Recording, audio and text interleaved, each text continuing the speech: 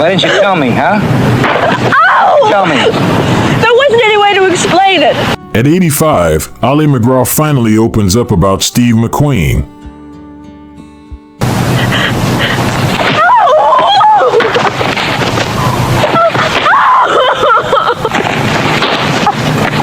I stayed silent for more than 40 years.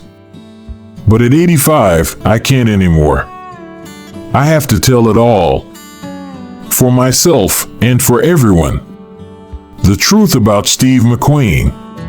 When my marriage to Steve fell apart and the public's version of my fairy tale kind of went into crisis, I did a series of movies that got badly reviewed, and although some of them made a ton of money, my kind of fairy dust started falling on. You think The Getaway was just a movie.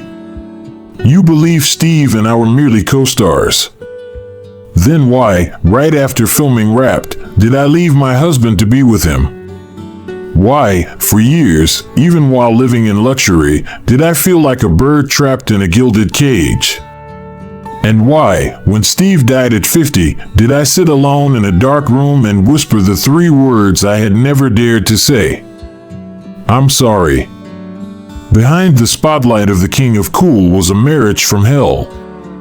Jealousy, addiction, betrayal, and explosive fights that no one but us ever witnessed. Behind my smile were tears, scars that never healed. And today, I will tell it all.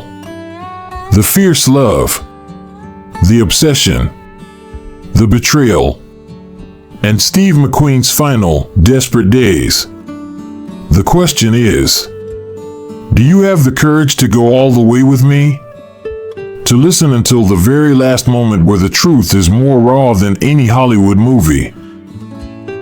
In 1972, Hollywood was at the height of its golden age. And I, Ollie MacGraw, had just stepped out of the blinding spotlight of Love Story. That film had turned me into America's sweetheart, a star admired by everyone. When I walked onto the set of The Getaway in Texas, I thought I was just joining the next big project, working alongside a legendary co-star. I had no idea that day would send my life down a path I could never return from. Steve McQueen walked into the film crew's first meeting room. Slow but commanding silence. He was 42, already a living legend. The man all of Hollywood called the King of Cool. He wore an old white shirt, faded jeans, nothing flashy, nothing styled, but everyone seemed drawn to him. His bright blue eyes carried a wild defiance, a sense of not caring, and yet, behind them, a quiet loneliness few dared to touch. When those eyes landed on me, I felt myself catch my breath. Not just because of his fame, but because it felt like he was looking right through me, reading everything I had kept hidden. In the early days of filming, we kept our distance. I was the rising star. He was the untouchable icon. But in the very first scene, where our characters had to flee together, I felt a jolt shoot through my body. Steve wasn't acting. He was living. And in every moment, I could no longer tell where the role ended and the real man began. One night at a small hotel in Texas, after a long day of shooting, the crew gathered to drink beer. Laughter filled the room. But Steve sat quietly, turning his glass in his hand, his eyes glancing at me. When everyone left, he came closer, his voice raspy. Ollie, doesn't this feel more real than the movie? I didn't answer. I just looked at him. And in that moment, I knew I had stepped onto a road with no way out. Just a few weeks later, the press exploded with rumors about us. Hollywood buzzed when I filed for divorce from Robert Evans, the powerful Paramount producer and my husband. Everyone was shocked. Everyone talked. But in my heart, there was only one truth. I had been pulled into a storm with Steve McQueen, one filled with passion and danger. On the final day of principal photography, when the director yelled cut, Steve held my hand longer than he needed to. He looked at me, eyes burning with intensity and tenderness. And I knew this story wasn't ending on screen. It was becoming a real-life chapter. A chapter of love that was fierce, haunting, and ultimately tragic. In 1972, I, Ollie MacGraw, stood inside a lavish house in Beverly Hills, trembling uncontrollably. Just 2 years earlier, I had been the queen of Paramount, the wife of Robert Evans, the most powerful man in Hollywood, the producer behind masterpieces like The Godfather and Chinatown. When I walked into a party with him, everyone bowed their heads and whispered, calling me the First Lady of Paramount. I had everything: fame, a skyrocketing career, a seemingly perfect family. But what was the truth? Behind the glamorous red carpet photos, our marriage was already rotting from the inside. Robert was addicted to power. He craved the parties, the affairs, and more than anything, he saw me as part of his collection. A piece of jewelry to show off. I, who had just exploded into stardom with Love Story in 1970, found myself being pushed into the role of Evans's wife instead of an artist. We fought constantly. And by the end of 1972, I knew I couldn't take it anymore. I had fallen in love with someone else. Steve McQueen. During the filming of The Getaway, Steve wasn't like Robert. He was wild, fierce, free like the wind. He didn't look at me like a producer's wife. He saw a woman with a heart, with passion, with a longing to live. When I filed for divorce from Robert Evans, Hollywood was shaken. The press called it the biggest love scandal of the early 70s. I lost almost everything. The support of Paramount, gone. Offers from major directors disappeared. Powerful friends sided with Robert. I went from a celebrated star to a traitor in the eyes of the entire industry. They called me the woman who left her husband for a rebel.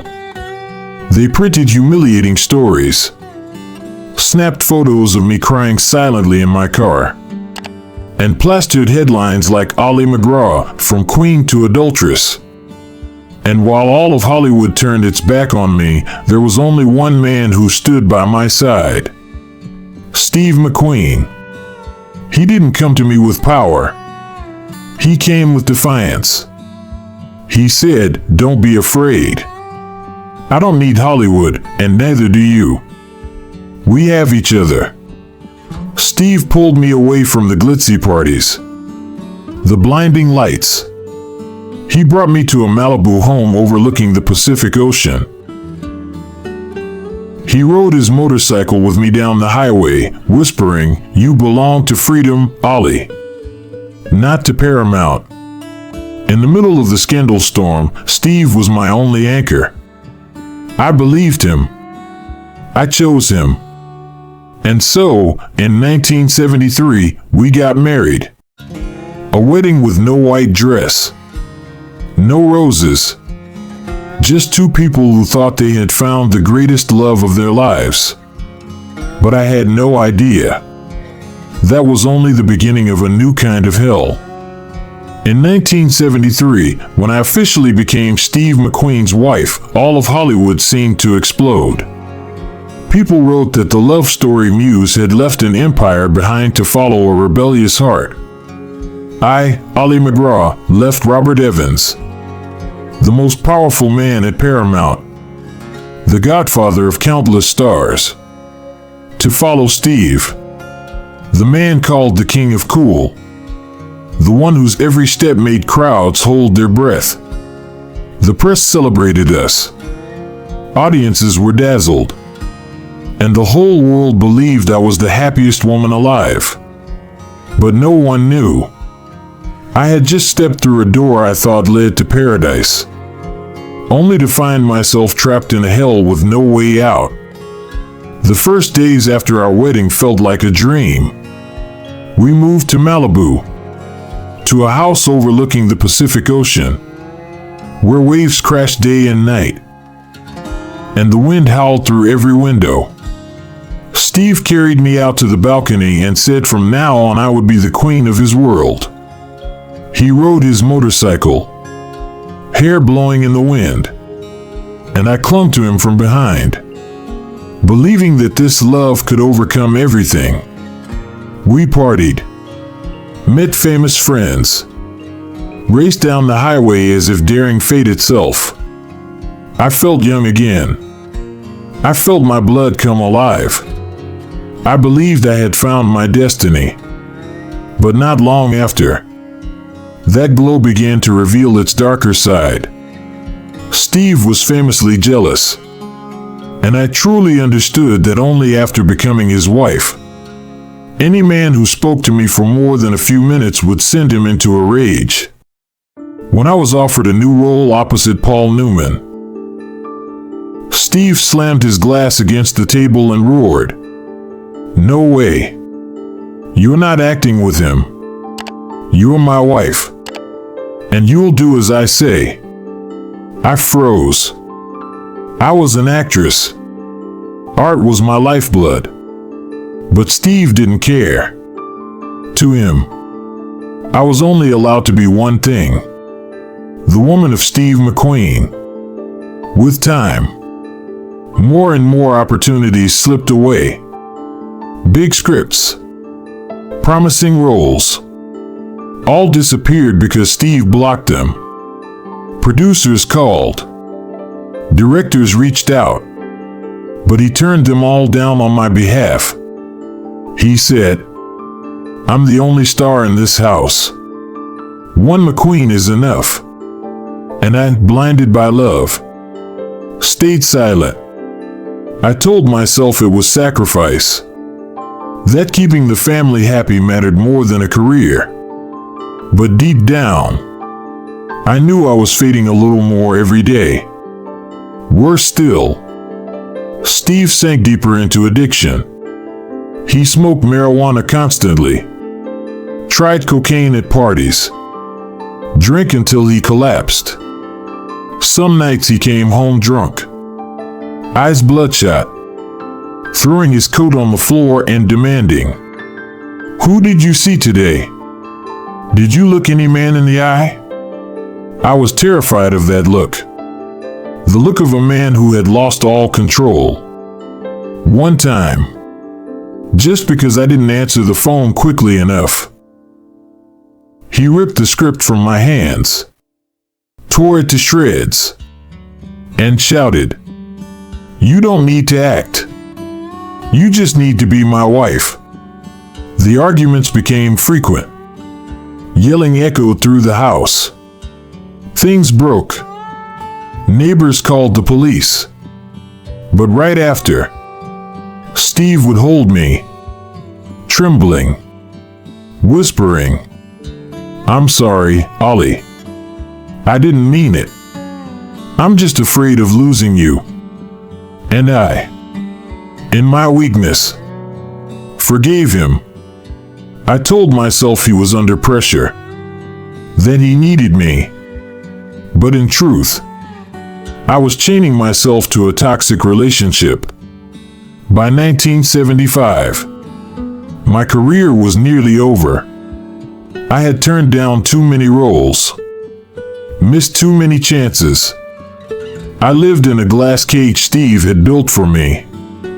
He wouldn't let me socialize with colleagues, cut off my friends, didn't even want me seeing family too often. I felt isolated, like a bird trapped in a cage. I once whispered to the one friend I still kept in touch with, "I have everything: money, fame, a beautiful man beside me, but I feel like I've lost myself. That friend looked at me with pity, but I didn't have the courage to leave. Steve's outbursts grew more violent. Once, at a party in Hollywood Hills, he saw me chatting with a major producer. Just small talk. But Steve grabbed my hand tight, pulled me outside, and hissed through his teeth, "You smile at him again, and I'll make sure he disappears from Hollywood." I shivered. The man I had fallen for, the man who once made my heart race, now felt like a stranger. And when night fell, I returned home to bruises, a split lip, pain, tears, and the sickening thought that this was the hell I had chosen. Our marriage slowly fractured. From 1977 to 1978, the distance between us was no longer filled with fights, but with chilling silence. We lived under the same roof like strangers. Steve spiraled further into addiction, and I sank deeper into loneliness. The press began to sense the breakdown. Tabloids wrote, "Ali MacGraw, from Oscar darling to imprisoned wife." I read every word, and my heart ached. I saw my image on the page, not the proud woman I once was, but a shadow beside a powerful man. In the end, in 1978, I was forced to leave Steve. After 5 years in a stormy marriage, Steve McQueen and I officially separated. When I walked out of that Malibu house, carrying only a few suitcases and a shattered heart, I knew a major chapter of my life had closed. But I didn't know that from that moment on, Steve would head down a path that would lead him straight to his tragic death. I remember the day we signed the divorce papers. Steve didn't look at me. He sat in the corner of the room, hands trembling as he lit a cigarette. A man once worshipped by all of Hollywood, once the king of cool, now looked like a shadow. I had prepared myself for anger, for blame, but he only whispered, "I know I couldn't keep you, but Ali, you were the greatest love of my life." I turned away, because if I had looked into his eyes in that moment, I might have cried and changed my mind. After the separation, Steve threw himself into work. He took roles to prove he was still a star. But Hollywood had changed. In the late 70s, a new wave of cinema took over. Young stars like Al Pacino, Robert De Niro, and Dustin Hoffman ruled the screen. The cool king of the 60s was now seen as outdated, too old, too rigid.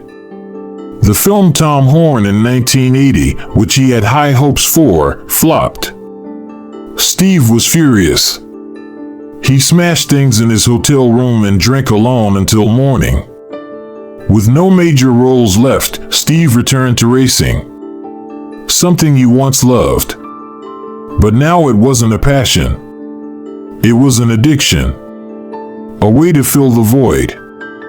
He threw himself into brutal competitions, roared down highways on his motorcycle, reckless. Friends said they once found him in a dark garage, polishing his bike like a madman, whispering, "You're the only one who'll never betray me." His personal life spiraled into chaos. He bounced between flings with models and actresses, none lasting. Endless parties, rumors of drugs, of drinking, of uncontrollable rage. I saw photos in the papers. Steve looking thin, gaunt, the fire in his eyes replaced by exhaustion. I gripped the paper tightly, angry, heartbroken, even though we were divorced.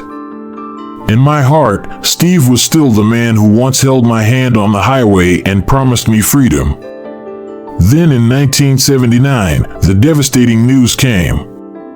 Steve was diagnosed with lung cancer, a rare but deadly form caused by exposure to asbestos. It was a death sentence. I remember the moment I heard it. My heart dropped into a black hole. The man who had once been fearless. In November 1980, Steve McQueen died in a small clinic in Mexico, where he had gone seeking alternative treatments rejected by American medicine. He was only 50 years old. His death shocked the world. Major newspapers ran the headlines. The king of cool is gone. Thousands of fans came to his funeral, mourning a legend. I didn't appear publicly. I stood quietly, at a distance, in the shadows, saying goodbye to the man who once broke my heart but also gave me the most passionate days of my life. As the music played at his memorial, I remembered that first night in Texas, when Steve looked at me and said, "Ollie, doesn't this feel more real than the movie?" Now, that question echoes like a requiem. Our love was more real than a movie, and more tragic than any script ever written. After Steve passed, I lived for years with guilt. I asked myself, if I had stayed, would he have felt less alone? If I had forgiven him, would he have found hope? But the truth is, no one could have saved Steve but Steve himself. He was a star that burned too bright, and that fire consumed him. And I, Ollie MacGraw, will forever carry a scar named Steve McQueen. A love that was both magnificent and merciless. An ending that taught me that sometimes love is not meant to save us, but to remind us that a human heart can burn and break all in one lifetime. After Steve McQueen's funeral in 1980, Hollywood kept shining. The parties went on. New movies premiered every week. But for me, Ollie MacGraw, the world seemed to stop. I fell into a vast emptiness. The man I had once loved, once hated, once left, and then lost, had left behind a hole that could never be filled. I didn't just lose Steve. I lost a part of myself. In the early 1980s, I lived like a shadow. Offers from Hollywood became rare. Partly because I had been gone too long, and partly because the label Steve McQueen's ex-wife clung to me like a curse. The media didn't mention me for my talent. They clung to the tragic love story. Some nights, I sat in my empty house in Santa Fe, New Mexico, flipping through Steve's old letters, our photos, crying and laughing at the same time, as if I were speaking with his ghost.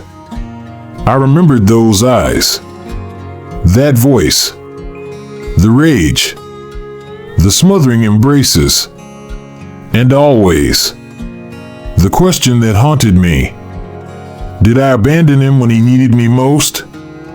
To forget. I threw myself into work. In 1983, I took a role in Dynasty, the hit TV series of the time. But even as the script called for fiery lines, I delivered them with a heart that had gone numb. Viewers still remembered me, still cheered when my name flashed on screen. But I knew the Ollie MacGraw from Love Story was gone. I had lost my career path, but I had also lost control of myself. I drank too much, smoked too much, lived alone. The more I tried to escape, the more clearly I saw Steve's shadow. Friends said I was trapped in the past, unable to break free. In 1986, I hit rock bottom. I realized I couldn't keep going like this. I checked into the Betty Ford Clinic, a place that had helped many artists survive their darkest hours. In that therapy room, where I had to recount everything, from my love for Steve, our toxic marriage, to the years of his decline, I screamed like a child. I admitted, I wasn't just addicted to alcohol. I was addicted to the ghost of Steve McQueen. Strangely, in that pit of pain, I started to find light.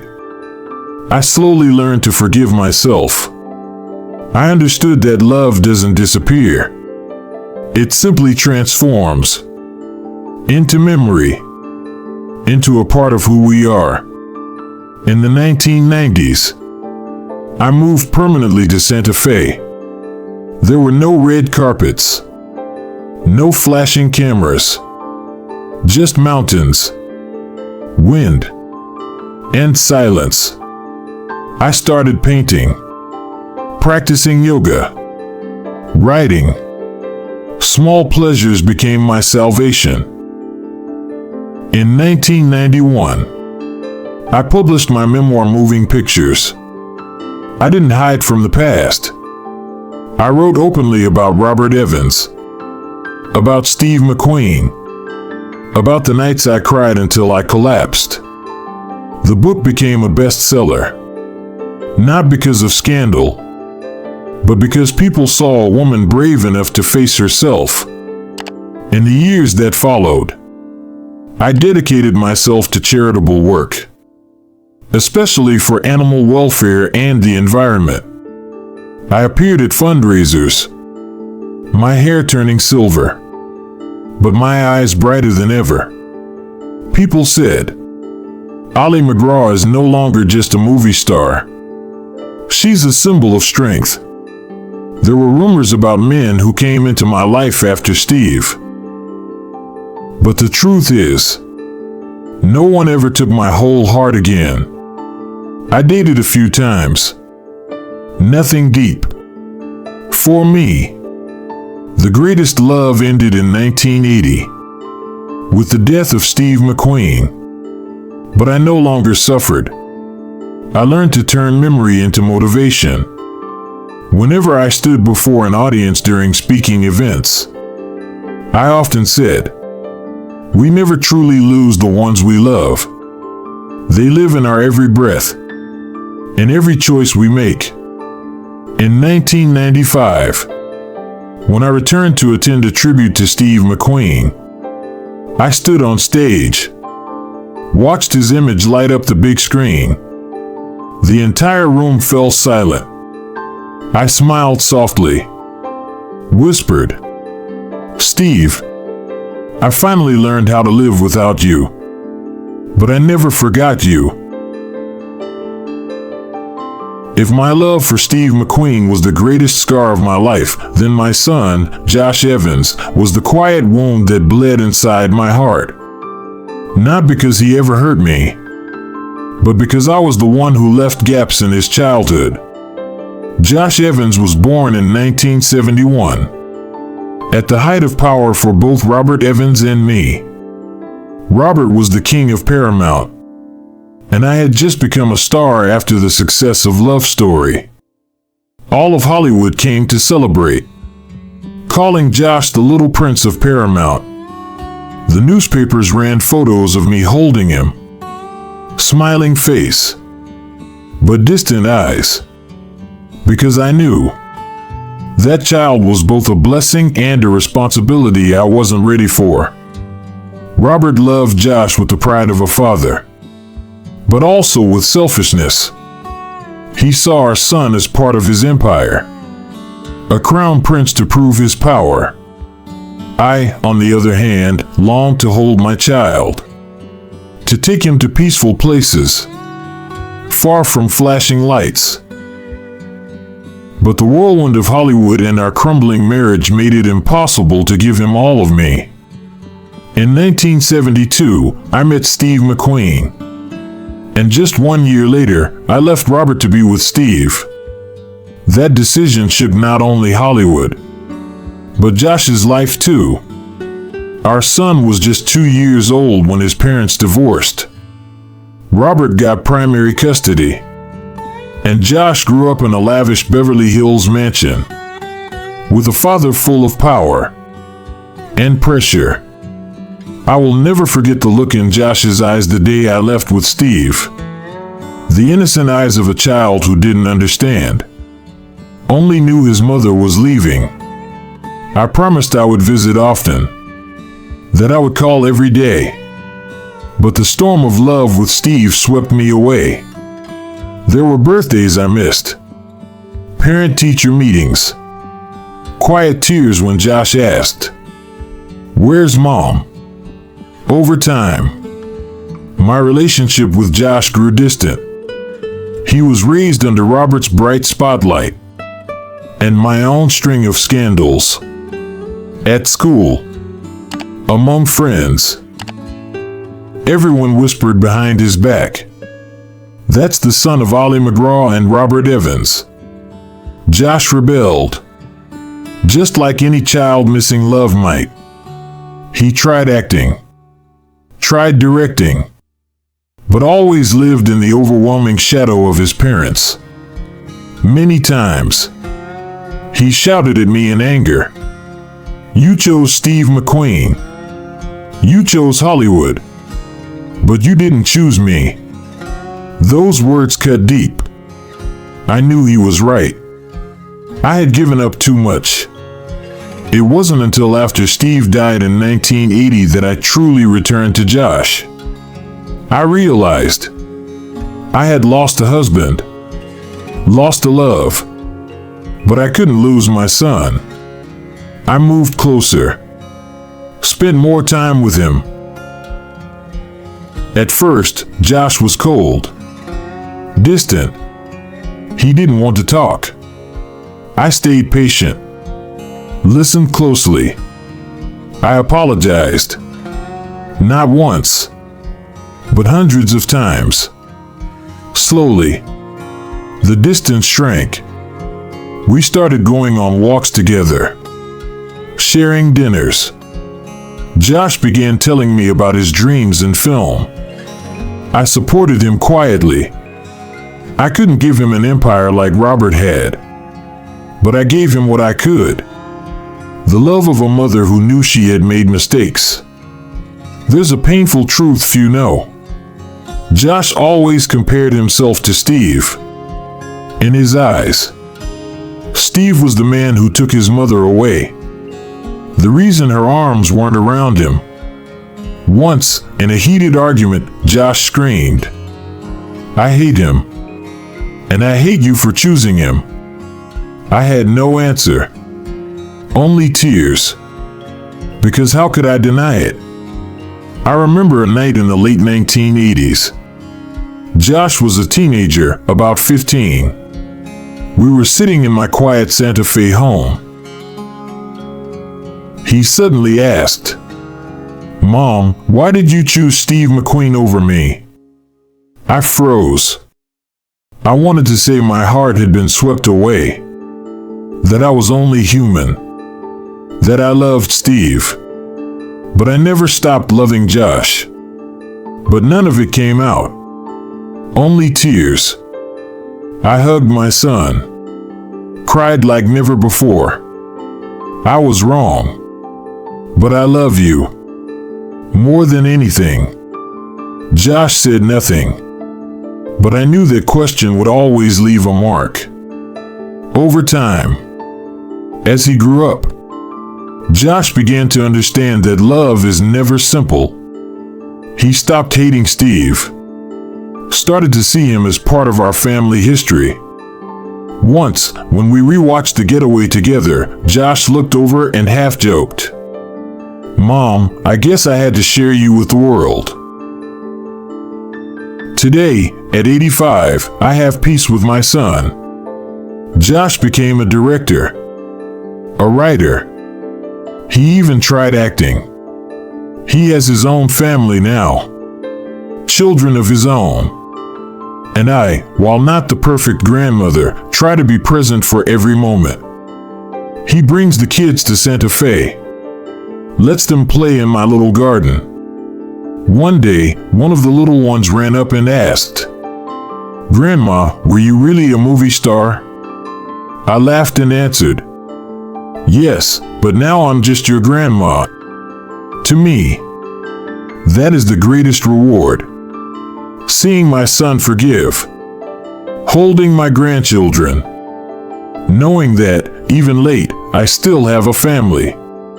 We often sit together in Santa Fe, sipping tea, talking about film, about the past. Sometimes Josh takes my hand and says, "Mom, I forgive you." Every time he says that, my heart feels lighter, as if I've finally laid down a burden I carried for decades. If there's one thing I want Josh to know, it's this: I was wrong, but the love I have for you never faded. My love for Steve McQueen may have burned me, but my love for you, that's what helped me stand up, keep going, and stay alive to this day. At 85, my body is no longer that of Jenny in Love Story, the girl who once made the world fall in love. The mirror in my bedroom now reflects a woman with silver hair, wrinkled skin, and veined, aging hands. But in her eyes, I still see a light shaped by loss, and by the storm she has survived. I can't deny that age comes with illness. I've struggled with arthritis, a condition that makes every step painful.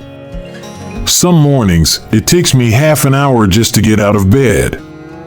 I had a mild heart attack in the late 2010s. Since then, I've had to slow down, live more carefully. Doctors say I'm lucky. I can still walk, still practice yoga, still take care of myself. But I know the truth. I don't have many years left.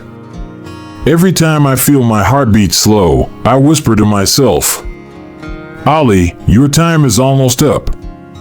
Make every day count." In Santa Fe, I live alone in a wooden house. My only companion is an old dog. By day, I meditate. I paint. I write pieces of an unfinished memoir. By night, silence surrounds me, and that's when loneliness comes knocking. Some nights, I dream of Steve. He's no longer angry, no longer in pain. He just looks at me and smiles. Like that first night in Texas in 1972. I wake up with tears on my cheeks, a mix of sorrow and gratitude. Maybe loneliness is the price I pay for living a life so fierce. If not for Josh, I think I would have fallen apart long ago.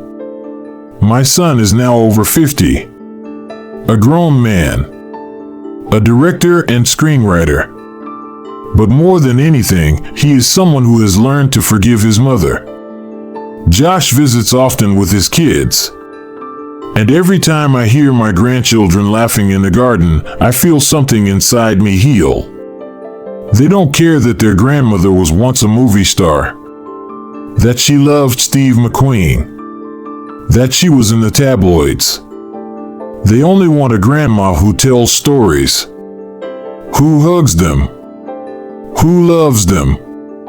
Once, Josh held my hand in the hospital after a sudden heart scare. He looked straight into my eyes and said, "Mom, don't be afraid. I'm here." In that moment, it felt like my entire life was forgiven. I was no longer a failed movie star, no longer a woman haunted by past loves. I was just a mother, loved and forgiven.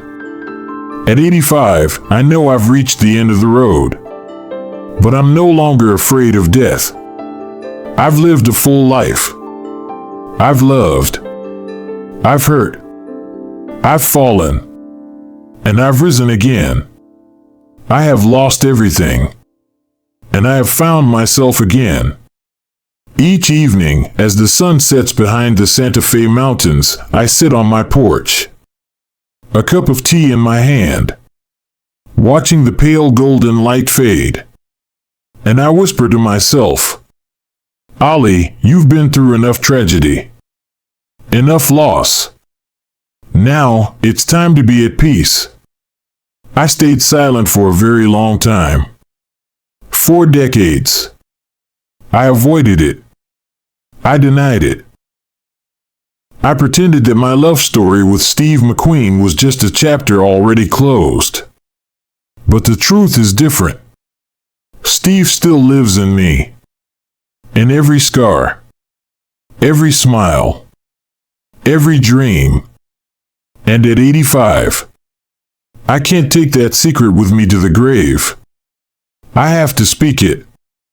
For myself. And for everyone. Steve McQueen wasn't just the man I loved. He was the storm that swept me away. The fire that burned me. The darkness. And the light. I left a powerful marriage to follow him. And I paid the price. With my career.